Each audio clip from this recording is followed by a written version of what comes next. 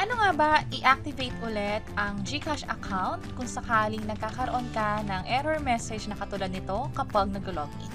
By the way, kung first time mo sa channel natin gusto mo pa ng mga online tutorial videos katulad nito, please click the subscribe button.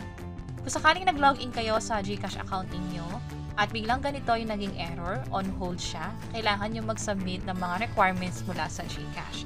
May mga pagkakataon na possible nagpadala pala sila sa inyo ng account deactivation notice or may iba pang reason katulad ng inactive yung wallet or nagamit siya for other use na hindi intended or hindi dapat allowed for GCash.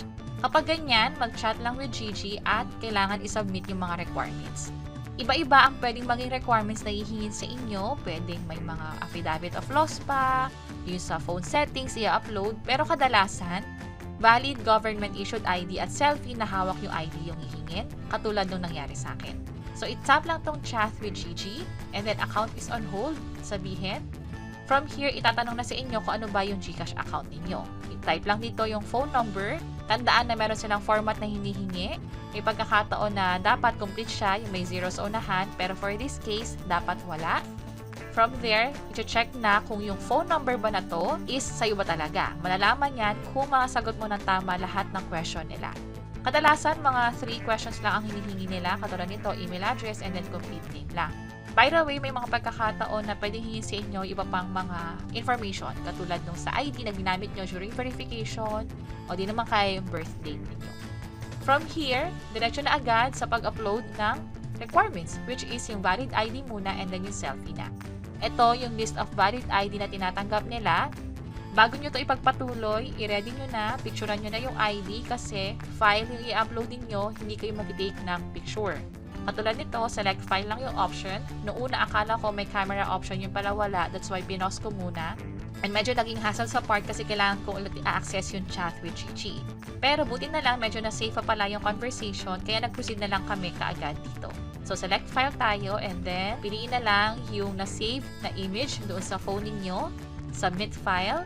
Uulitin ulit kasi may another requirements na naman, katulad ng selfie. So, ganun lang ulit. And then, sinabi rito na successful na, pero hindi ibig sabihin ay unlock na or na-reactivate na yung GCash account. Hintayin ang update mula sa GCash via email. At doon sa email, malalaman ninyo kung may additional requirements bang hingin sa inyo or baka may mali sa sinabit nyong requirements. Katulad nung nangyari sa akin, blurry pala yung ID habang hawak ko during selfie. That's why kailangan ulit submit. At kapag na-confirm na ng GCash na activated na, or kapag nag-login kayo after a few hours, from here malalaman ninyo kung may error pa rin ba, katulad nito, or accessible na yung GCash account ninyo. I-double check ninyo kung yung balance ay ganun pa din, kung nabawasan ba or hindi, pwedeng i-check itong transactions. Also, ibang tabs ninyo katulad ng save, sa borrow, kung may loan man kayo, at maging sa invest options ng GCash. So, yun yung dapat gawin para ma-report at ma-resolve tong issue regarding sa pag-hold ng GCash account. And that's it. Sana nakatulong tong video na to. Kung oo, pakiclick ang like button at para sa iba't ibang mga tutorial videos, pwede nyo i-check ito nasa baba. Sana makatulong and see you sa mga next videos. Bye-bye!